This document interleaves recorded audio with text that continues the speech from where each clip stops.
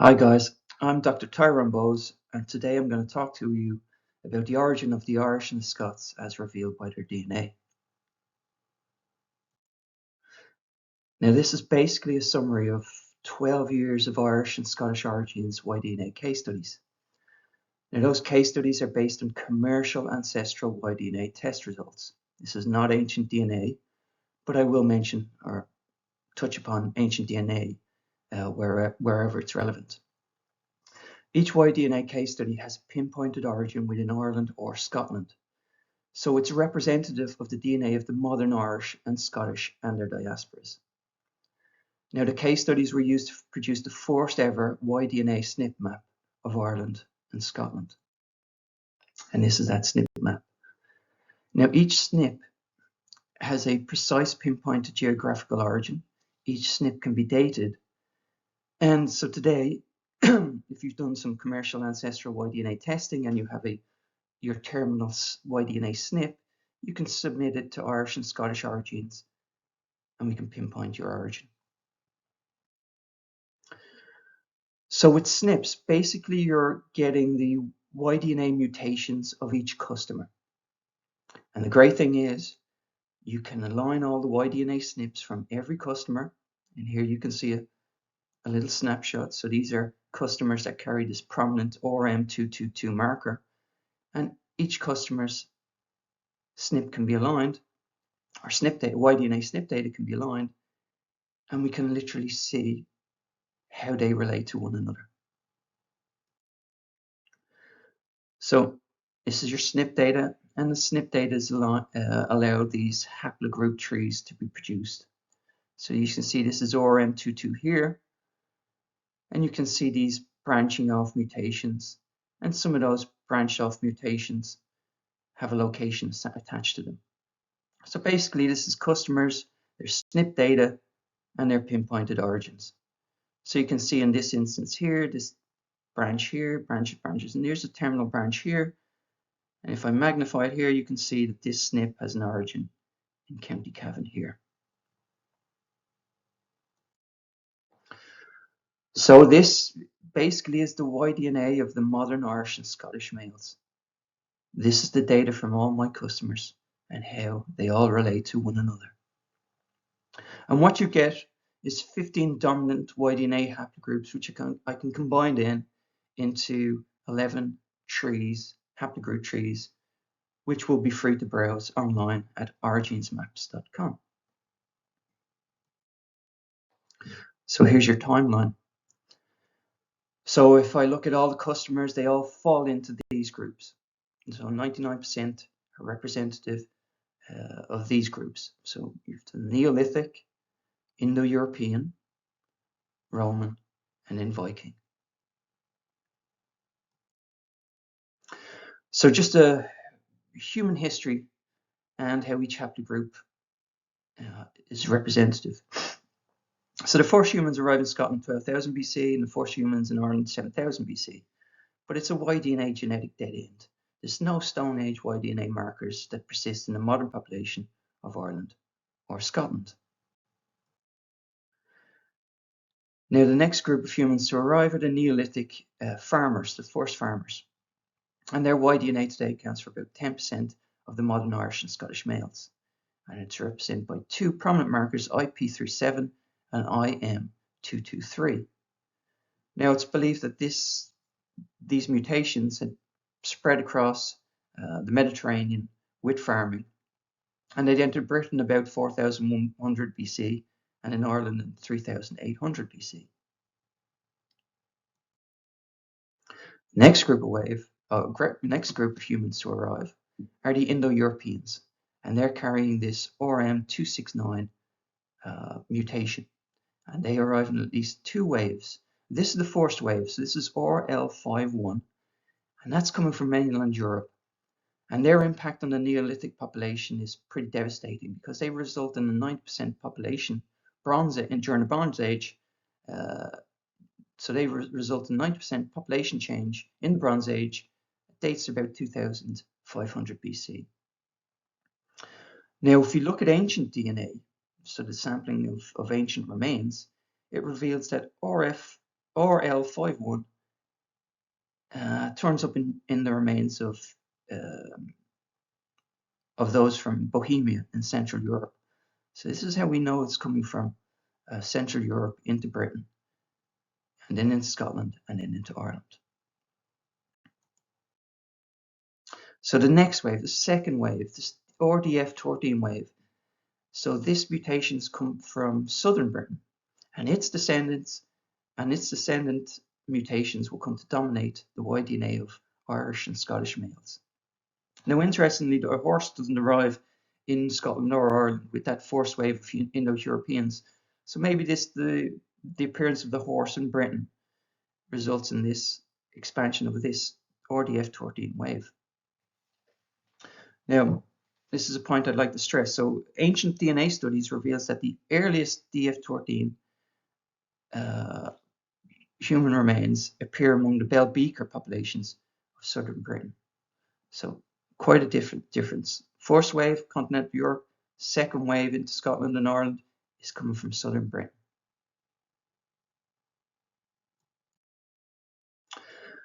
Now, there's no significant y-DNA input for over 2,000 years, so it's pretty remarkable.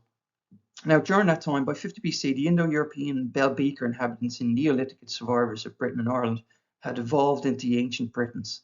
That's the guys who are recorded by the Greeks and the Romans. So they're the Britanni or the Britanni of the Britannic or Britannic Isles. Their Indo-European kin in Central Europe had given rise to the Hallstatt and Lactene Celts, Gauls, Celti. So there's no significant human migration into Ireland and Scotland until Roman times. Yet the Indo-European ancient Britons and Celts seem to have shared a similar culture and language. And so, today it's hard for us to imagine that people and their culture changing little in 2,000 years. But if you look to the art of the ancient world, ancient Egypt, there's little change there in over 2,000 years. Rome changes everything. So we know that Julius Caesar conquers Gaul between 58 BC and 50 BC, and then he invades Britain twice in 55 and 54 BC. And the reason he invades Britain is, he says himself, in almost all the wars with the Gauls, succors had been furnished to our enemy from that country. And the historians will tell us that fugitives from among the Gallic Belgae were fleeing to Belgic settlements in Britain. But the proper conquest of Britain begins under the Emperor Claudius in 43 AD. And Roman occupation of Britain will last from 43 AD to 383 AD. Let's look at Roman Scotland for a second. Now, the Romans only occupied Scotland between 71 AD and 162 AD. And the interesting thing, if you look at Roman roads and forts and fortifications in Scotland, is that they're predominantly in the south, predominantly below the Antonine Wall, which is this wall here. And there's no roads and few forts within southwest Scotland, which is an area that will become important in this talk because it's an area where the people that give rise to what we call the Gaels would emerge. Now, there are Roman y-DNA markers that appear in Scotland. They're EM35, GM201, and JM304. Now, they're found today predominantly among the lowland Scots and Scots with lowland, among the Scots-Irish. So these are lowland Scots who take their Roman markers with them into Ireland after 1610 AD. Now, let's go back to a bit of history. So the Romans withdrew to Hadrian's Wall in 162 AD. And this creates a power vacuum. And it's the Gaels that fill this power vacuum. Now, if you come to me and you have a Scottish Gaelic y-DNA origin, my research shows that you will have one of three Y-DNA markers, all of which can be linked back to southwest Ayrshire. And this is the sort of formation of the Gaels. So you have two inputs. Basically, you have a main majority Indo-European input, and you have a bit of Neolithic input as well. The Indo-European input into the Gaels is from these RDF13, and the Neolithic is from this IM223. Now, within the Neolithic group gives rise to this specific IY4142 group, and that has an origin here in the southwest Scotland. If we look at the Gaelic, the Indo-European Gaelic Y-DNA input, there are two markers. There's this RM222, which similarly has an origin in southwest Scotland, and you have this Scots Gael RL1065, which similarly can be linked to southwest Scotland. Now, interestingly, two of these groups will go on to spread into Ireland, M222 and IY4142.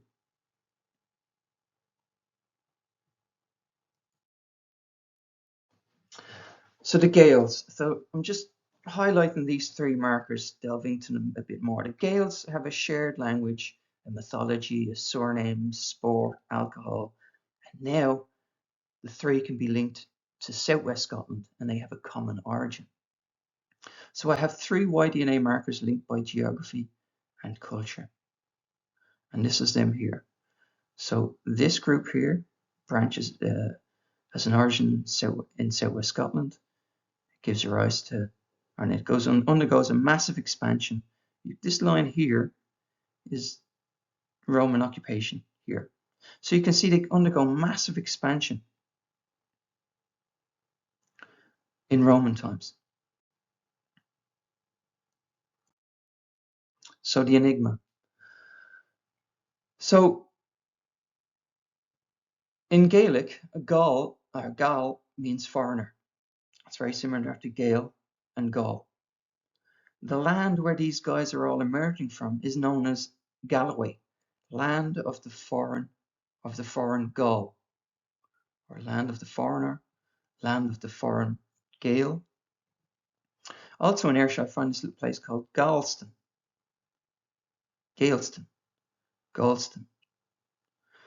So we also know that early Gaelic is similar to Gaulish. So that calls into question, is there a Gaulish input, a Gaulish Y-DNA input into southwest Scotland, or is this a Gaulish cultural contact?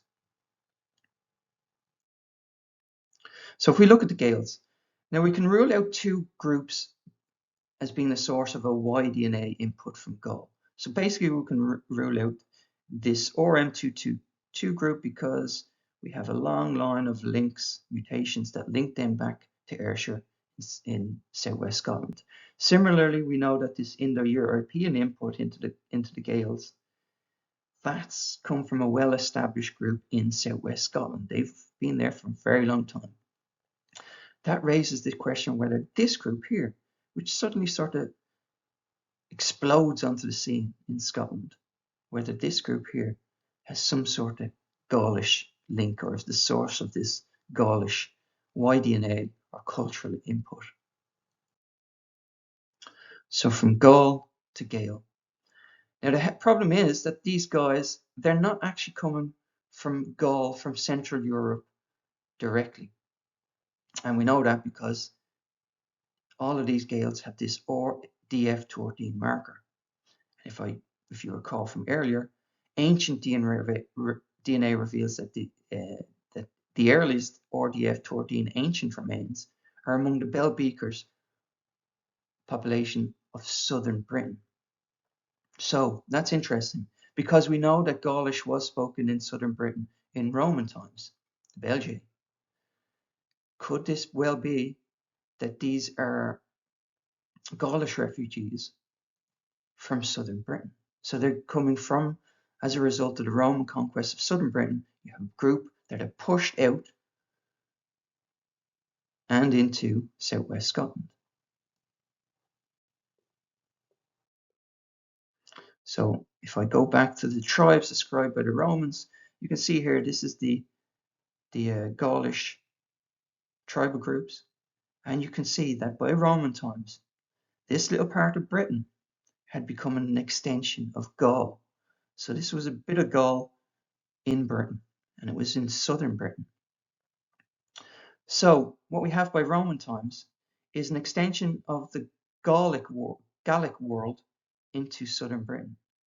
But when the Romans arrive, the ancient Britons that had lived there and had been invaded or colonized by the Gauls and had become Gauls, essentially, a proportion of them had ended up as refugees ahead of the Romans and sought refuge in southwest Britain.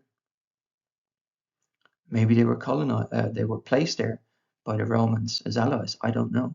But they're either refugees bringing their Gaulish culture with them, or they're planted there by the Romans later on. But from a Y-DNA point of view, they carry the DF13 marker, but they're culturally Gaulish. So summary southwest Scotland and the origin of the Gaels basically is that you have three distinct Y-DNA inputs, but one geographical origin, or southwest Scotland. So you have ancient Britons, Indo-European Y-DNA markers. You have a Gaulish, culturally, refugees from southern Britain. And you have the little bit of ancient Britons who are of Neolithic Y-DNA origin. And they all come together in southwest Scotland to give rise to the Gaels. So there's no significant Y-DNA input for over 700 years. And in that time, it's the Gaels that flourish. I've not picked up much Anglo-Saxon Y-DNA in Scotland and none in Ireland. We know that Christianity arrives in Ireland in 430 AD, and that Christianity is spread into Scotland by Gaelic Irish-speaking monks in 563 AD. And the first Viking raids in Ireland and Scotland occur in 795 AD, with raids in the monasteries of Iona and Rathlin. So the Vikings. So there are two dominant Viking markers in Scotland and Ireland. It's IM253 and RM198.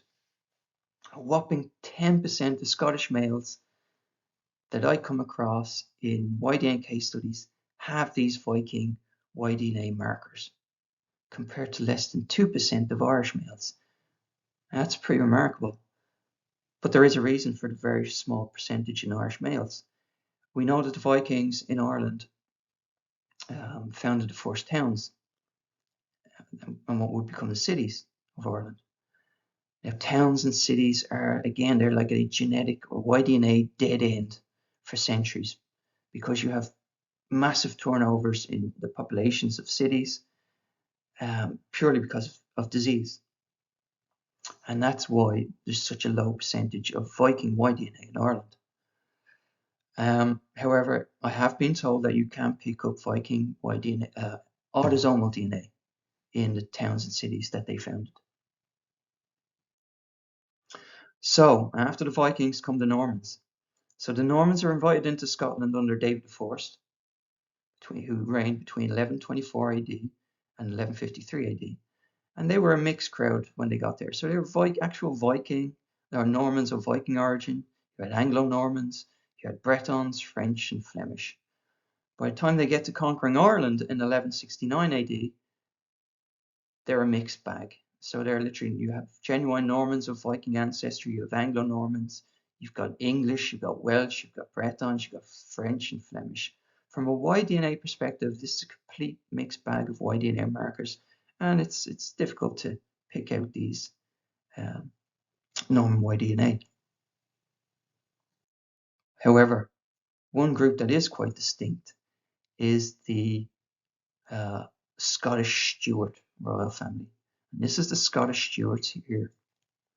And they actually are DF13, and they share common origin with the group that will give rise to the Indo-European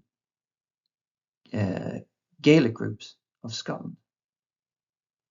So distantly, there actually turns out they're DF13, that the Stuarts are descended from DF13 ancient Britons who departed southwest Britain and colonized northwest France, what would become Brittany, in the 5th century AD.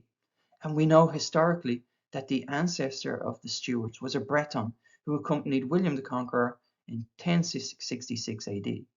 So they've literally gone from southern Britain into northwest France and then back into Britain and up into Scotland and into Renfrewshire, where they give rise to the Scottish Stuarts. Now,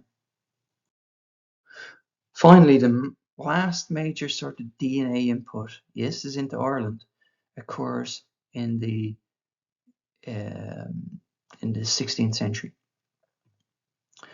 So here I'm going to just talk a little bit about the Scots-Irish, the Ulster Scots, and a little bit about the Anglo-Irish. So in Ireland, the Gaelic world survives on until the 16th century, until the conquest of Ireland begins. Now that begins with the plantation, the conquest of Laois and Offaly in the Irish Midlands here. And that's a settlement. That conquest begins, and those lands are settled by predominantly English. So you can sort of see in red font, these are English surnames. Blue font is Scottish surnames. So the plantation Laois and Offaly begins in 1550 AD, and it's predominantly English settlers in southern Ireland. The plantation of Ulster, which was the last sort of Gaelic holdout of Ireland, begins in 1610 AD, and it's settled predominantly by lowland Scots. Now, interestingly, up to 33%, maybe more, of the descendants of the plantation Scots have origins within Gaelic southwest Scotland, and they carry Gaelic RM22 and IM223 markers, and they also carry a significant proportion carry Roman Y-DNA markers.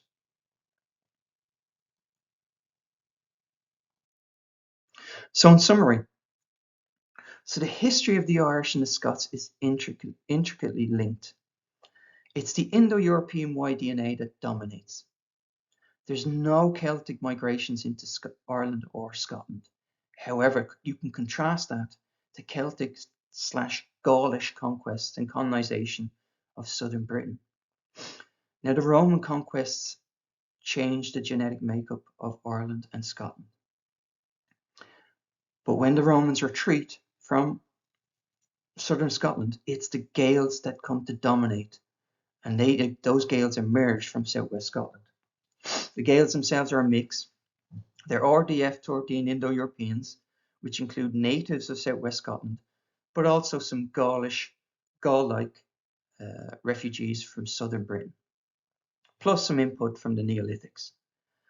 Now, a whopping 10% of Scottish males are descended from Vikings, compared to less than 2% in Ireland. And Norman Y-DNA is by its nature difficult to detect. Now, here's the surprise in that many Northern Irish nationalists, Republicans today, descendants of Irish Gaels, and Loyalists, descendants of Ulster Scots, so Lowland Scots, they share a common Gaelic origin. That's a big surprise. So guys, I use all this data. So this is the Irish and Scottish origins maps, and this is the Irish and Scottish origins haplogroup trees. These will all be available to browse for free on the Origins Maps website. So I use all this data from the haplogroups, the SNP data, the surnames, clans, castles data, and my Irish and Scottish origins place names databases. I use them in my day-to-day work to generate short Y-DNA reports or full Y-DNA case studies. And if you have some Y-DNA data or autosomal data that you want me to look at, you can just contact me. You can email me at tyronebowes@gmail.com. and just remains for me to thank you for viewing this talk, and I hope to hear from you in the future. I hope you've enjoyed.